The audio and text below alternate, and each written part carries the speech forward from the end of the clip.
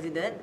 Dan yang paling penting kita tahu bahawa Tuanku Presiden kita ni memang nak pasukan mencapai keputusan yang amat membanggakan negara. Jadi memang ikut perancangan kita, Sukan Asia ni merupakan satu tapak yang paling penting lah. Sebab Tuanku memang nak Malaysia masuk ke Olimpik, dan saya tahu bahawa pasukan lelaki dan wanita kita kedua-duanya akan memahami bahawa itu adalah benda yang paling penting untuk Tuanku lah.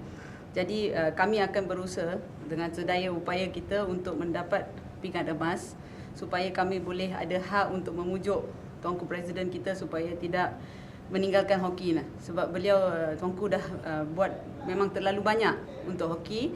Beliau dah membimbing serta mentadbir Konfederasi Hoki dengan cara yang terbaik dan profesional lah.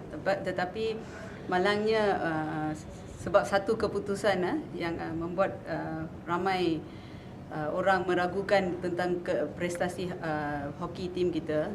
Jadi benda yang paling kita boleh buat adalah supaya kita menang di Sukan Asia.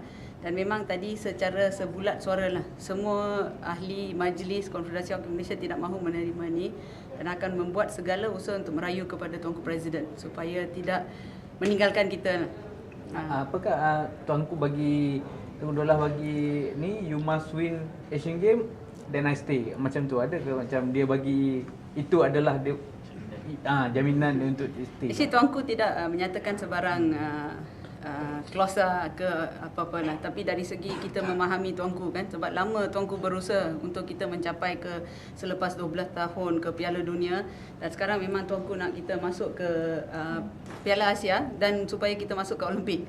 Jadi prestasi kita memang sangat tinggi lah, membanggakan. Jadi adalah penting supaya semua pemain menghargai apa yang telah dibuat oleh Tuanku, dan yang paling penting cakap kebenaran lah. Itu yang paling penting. Jadi kita Tuanku dah berusaha untuk memberi bonus dan sebagainya, tapi yang paling penting kita kena mencapai lah. Sebab beliau dah membuat segala-galanya untuk kita capai di peringkat tertinggi. Jadi itu yang paling penting untuk kita capai lah.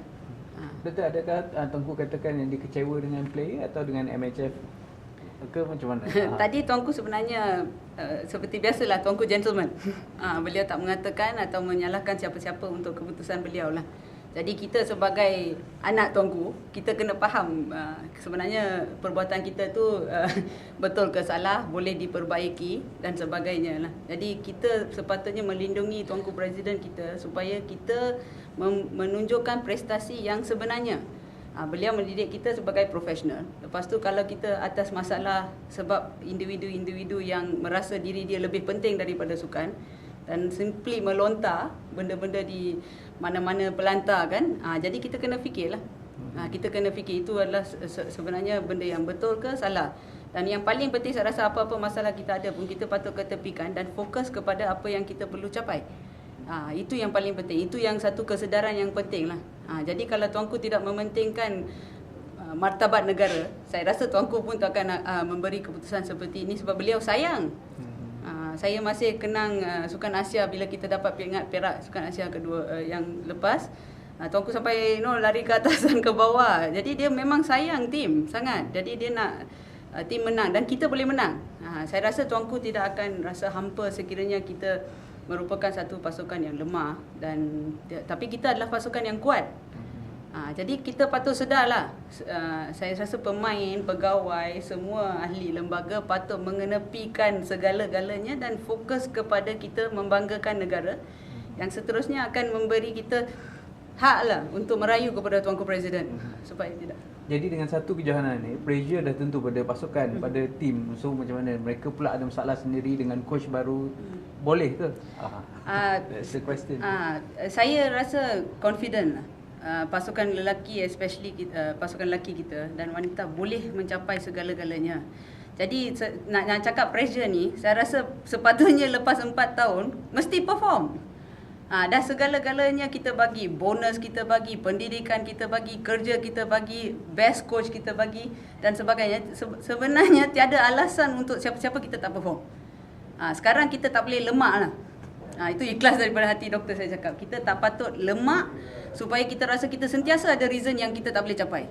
Dah kerajaan bagi, dah Tuanku bagi, dah Konfederasi Hoki bagi. Sekarang is the time to achieve.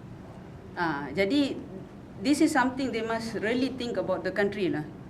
Betul, saya daripada hati saya cakap kita tak ada alasan. Coach Arul pun adalah seorang coach yang bagus. Beliau pun pernah bersama pasukan. Jadi pasukan kita bukannya tak pernah jumpa Coach Arul ke apa. He is somebody who's been with us. And our boys memang boleh buat. Seperti mana kita dapat pingat perak. So definitely we can do it. So the players and everybody should take this lah. We really love Tuanku Presiden lah. Dan that is important for us to achieve. Memang penting untuk team. Tak ada pressure ke apa-apa lah. Okay. Okay, thanks Dr. Okay, thank you.